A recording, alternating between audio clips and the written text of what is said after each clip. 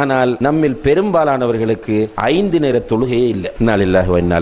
என்னதான் மனசுல நினைச்சிட்டு வாழ்ந்துட்டு இருக்கிறோமோ தெரியல. இந்த தொழாம வாழ்ற சகோதரர்கள் மனதில் எதை நினைத்து என்ன நினைக்கிறாங்க என்று உண்மையாக அவர்களே ஒரு தரம் மீட்டி பார்க்க வேண்டும். நான் தொழாம வாழ்றேனே, நான் என்ன நினைச்சிட்டு இருக்கிறேன்? அல்லாஹ் இல்லையா? குர்ஆன் ஹதீஸ் பொய்யா? மௌத் என்பது பொய்யா? கபருடைய வாழ்க்கையை நான் ஈமான் கொள்ளவில்லையா? மறுமையிலே அல்லாஹ் என்னிடம் முதலாவது கேட்க போகிற கேள்வி தொழுகை தொழுகை என்று சொல்கிறார்களே, இது பொய்யா? தொழாதவர்களுக்கு அல்லாஹ் சக்கர் என்ற நரகத்தை தயார் செய்து வைத்திருக்கிறானே, இது பொய்யா? கொஞ்சம் யோசிச்சு பார்த்தாங்கன்னா அவர்களுக்கே அவர்கள் செய்யக்கூடிய அசிங்கம் புரியும். அல்லாஹு தஆலா எவ்வளவோ நிஅமத்துகளை தந்திருக்கிறான் சகோதரர்களே. அல்லாஹ் தந்திருக்கிற நிஅமத்துகளை எண்ண ஆரம்பித்தால் நம்மால் எண்ணி முடிக்க முடியாத அளவு நம்முடைய சொந்த வாழ்க்கையில் அல்லாஹ் நிறைய நிஅமத்துகளை தந்திருக்கிறான். தேவண்டா உட்கார்ந்து பட்டியல் போட்டு பாருங்கள். உங்களுடைய 2 கண்ணும் கெட்டு போகும்போது கண்ணின் பெருமதி உங்களுக்கு புரியும். உங்களுடைய 2 கிட்னிகளும் பழுதாகும் போது அல்லாஹ் தந்திருக்கிற கிட்னியின் பெருமதி உங்களுக்கு புரியும். ஏதாவது ஒரு இடத்தில் எலும்பிலோ சதையிலோ எங்காவது ஒரு இடத்திலே கேன்சர் என்று ஒரு நோய் உண்டாகும் போது அந்த ஆரோக்கியமான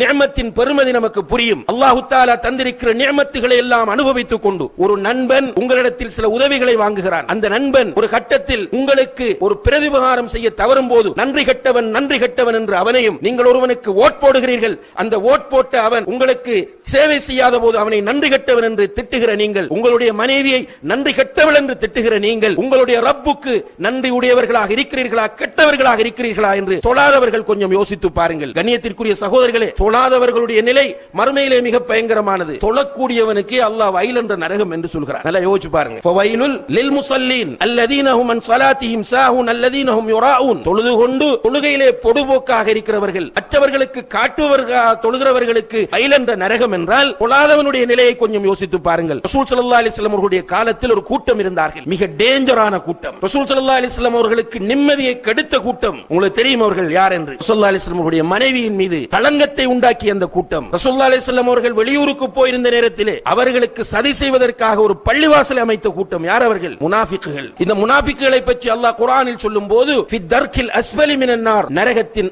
அடித்தட்டில் அவர்கள் இருப்பார்கள் என்று அல்லாஹ் சொல்கிறான். நரகத்தின் அடித்தட்டில், அதாவது காபிர்களை விட கேவலமானவங்க முனாஃபிக். கண்ணியத்திற்குரிய சகோதரர்களே, இந்த முனாஃபிக்குகளும் ரசூல் ஸல்லல்லாஹு அலைஹி வஸல்லம் உடைய காலத்தில் தொழுதார். கொஞ்சம் யோசிச்சு பாருங்க, தொழாதவர்கள் நீங்க அந்த முனாஃபிக்கை விட மோசமானவர்களா? முனாஃபிக்கை விட நன்றி கட்ட கேவலமான கூட்டமா?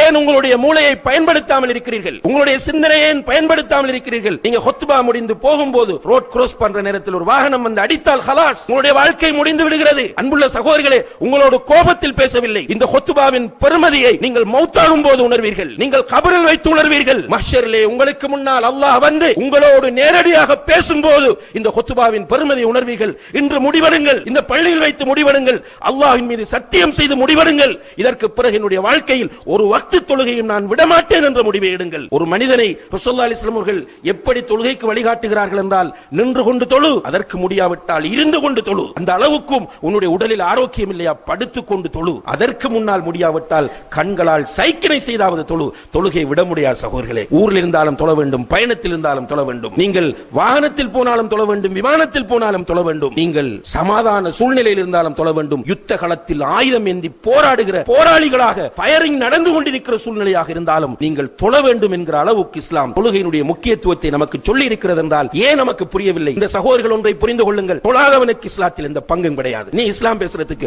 உனக்கு எந்த ரைட்டும் கிடையாது, பேசாதே, நீ நரகவாதி. ரசூல் ஸல்லல்லாஹு அலைஹி வஸல்லம் அவர்கள் சொன்னார்கள், அல் அஹ்துல்லதி பைனனா வ பைனஹும் அஸ்ஸலா, நமக்கும் அவர்களுக்கும் இடையில் உள்ள வித்தியாசம் தொழுகையாகும். தொழாத நீ இந்த உம்மத்தில் நீ ஏன் கவலைப்பட வேண்டும்? முஸ்லிம்களை பற்றி உனக்கு என்ன அக்கறை? முஸ்லிம்கள் பார்த்துக் கொள்வார்கள் அவர்களை. தொழாதவனுக்கு இஸ்லாத்தில் எந்த பங்கும் இல்லை என்று உமர் இப்னுல் கத்தாப் ரலியல்லாஹு அன்ஹு அவர்கள் சொன்ன கட்டத்தை கொஞ்சம் யோசித்து பாருங்கள். சாதாரணமான ஒரு கட்டம் அல்ல. உமர் ரலியல்லாஹு அன்ஹு அவர்கள் ஹிஜ்ரி 23வது ஆண்டு அவர்கள் கலீஃபாவாக இருக்கும்போது இமாமத் செய்வதற்காக சுபஹுடைய நேரத்திலே முன்னால் செல்கிறார்கள். சஃப்புகளை ஒழுங்குபடுத்தி விட்டு தக்பீர் கட்டும் போது பின்னால் இருந்த ஒருவன் சரமாரியாக அவர்களுடைய முதுகிலே ஒரு கூரிய ஆயுதத்தினால் குத்துகிறான். 6-7 தடவைகள் முதுகிலே குத்து விழுந்து விட்டது. உமர் ரலியல்லாஹு அன்ஹு அவர்கள் கீழே விழப்போகிறார்கள். இமாம் தக்பீர் கட்டி நின்ற இமாம் கீழே விழப்போகிறார்கள். பின்னால் இருந்த அப்துர் ரஹ்மான் இப்னு அவுஃப் ரலியல்லாஹு அன்ஹு கையை பிடித்து முன்னால இழுத்து விட்டார்கள் இமாமத் செய்யுமாறு. மக்கள் அவர்களை தூக்கி கொண்டு செல்கிறார்கள். வீட்டில் வைத்து அவசர சிகிச்சை நடக்கிறது. அவசர சிகிச்சை நடந்து கொண்டிருக்கும் போது மயக்கம், அவங்க யாதில்லை. உமர் ரலியல்லாஹு அன்ஹு அவர்கள் கண் விழித்து பார்க்கிறார்கள். நிறைய சஹாபாக்கள் சூழ்ந்து கொண்டிருக்கிறார்கள்.